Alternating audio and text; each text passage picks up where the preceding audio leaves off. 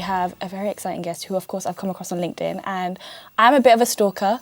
I saw her like 2 to 3 months ago on like LinkedIn. I was like, she's interesting. Like, she's got like amazing journey, like someone I can look up to.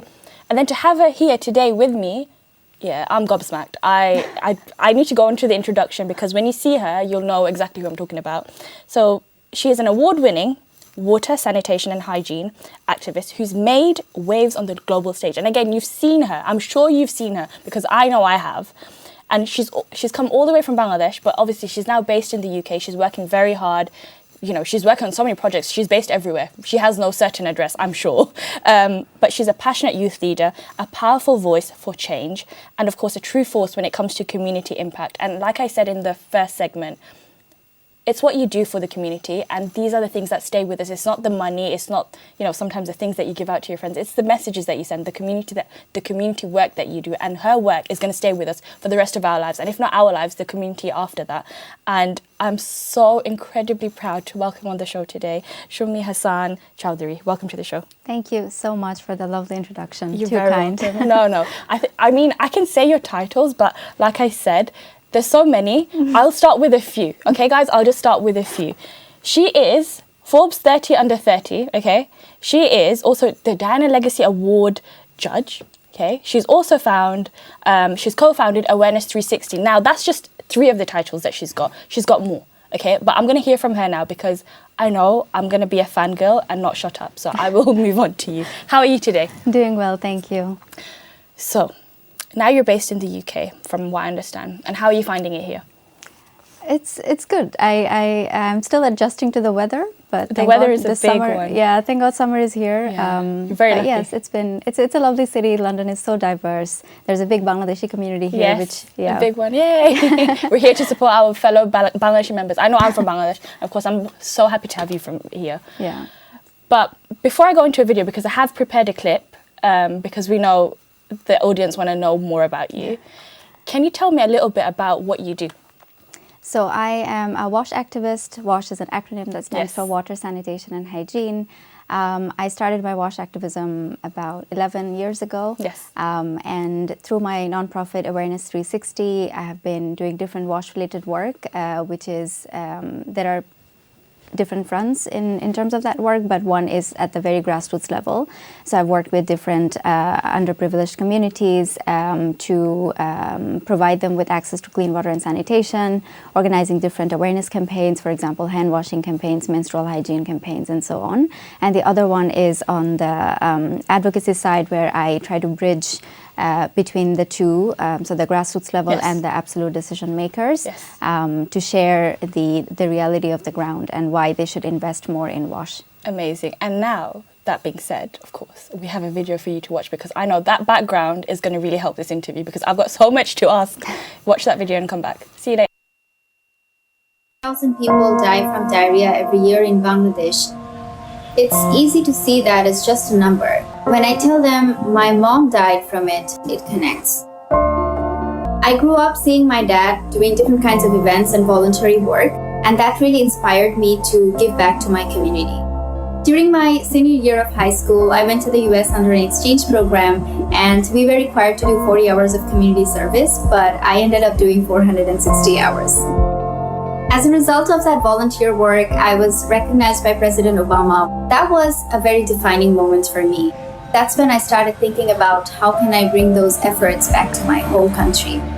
So in 2014, 14th of April, which is the Bengali New Year's Day, I lost my mother to diarrhea.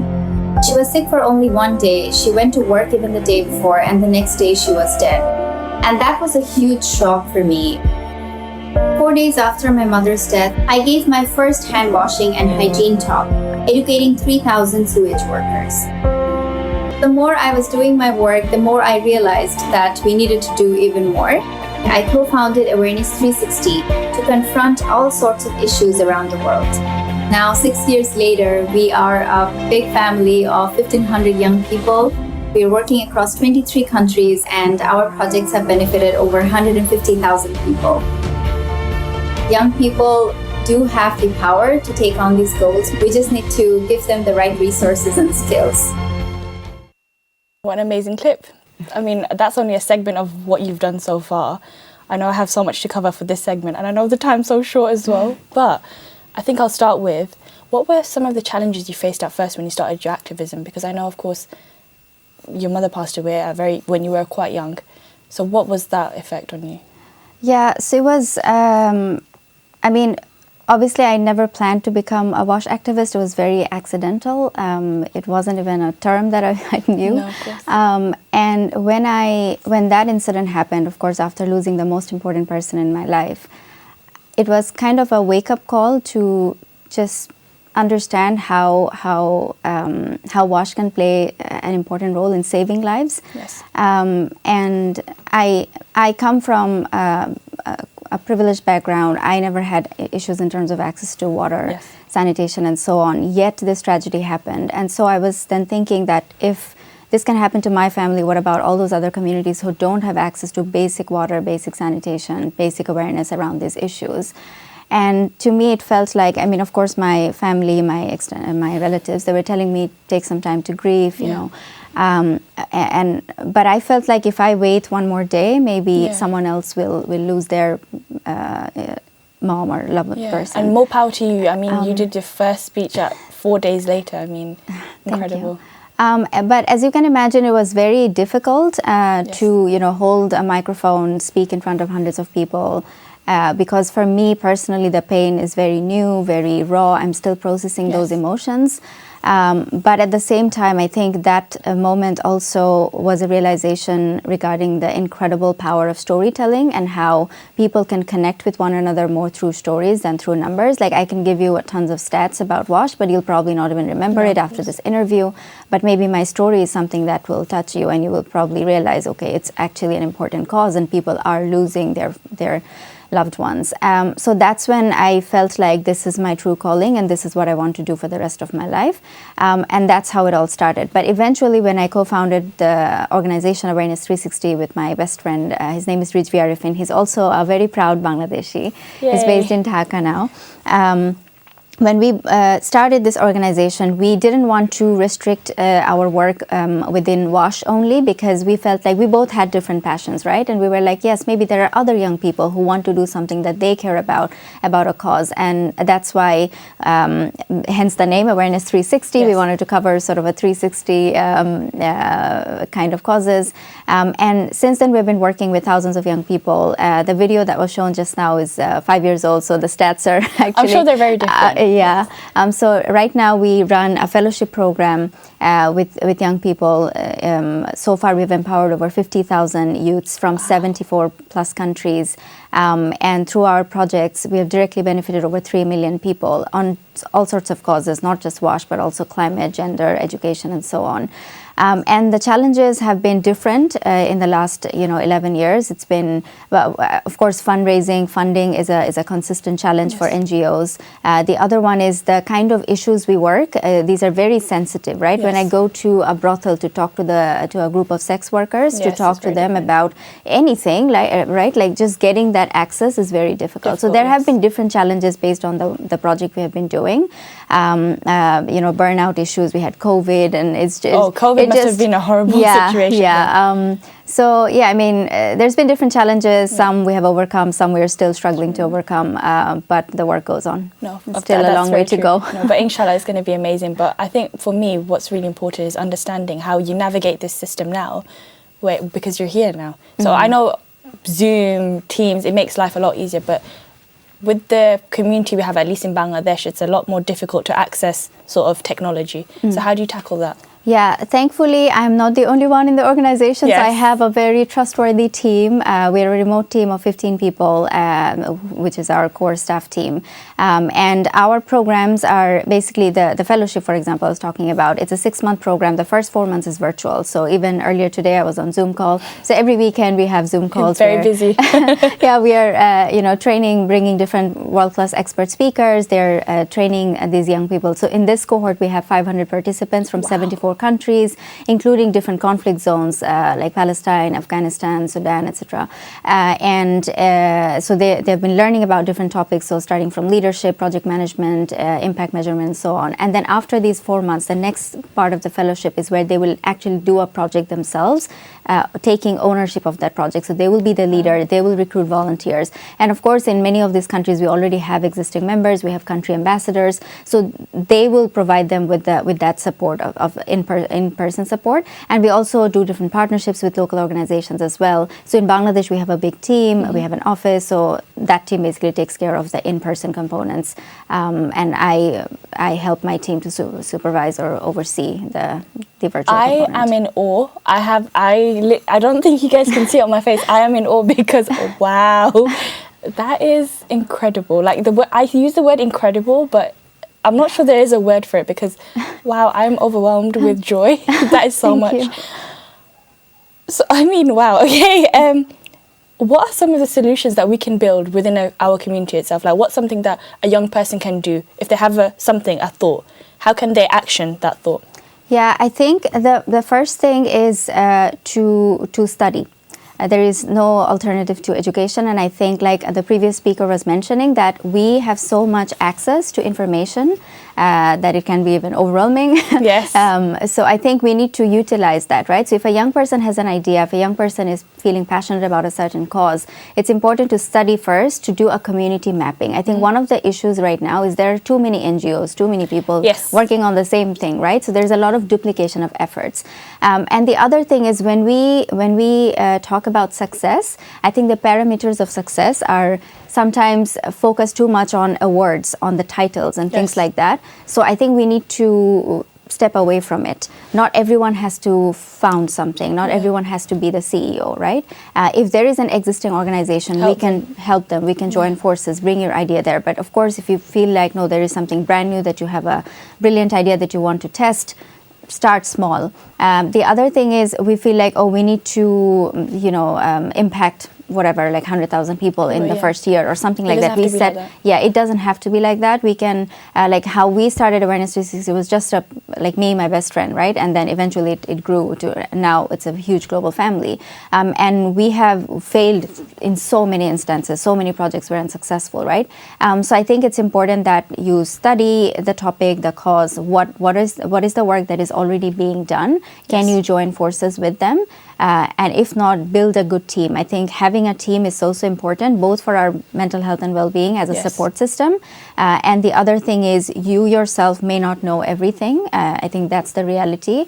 So it's important to find the right people to work with complementary skill sets. Of course. And when we look into working with a team, sometimes, of course, now you're here and you have a great team. But for someone who's starting, how do they find that team? How do they tackle those sort of issues abroad? Like if I was to start, let's say, an NGO in Bangladesh right now, I'm not based there.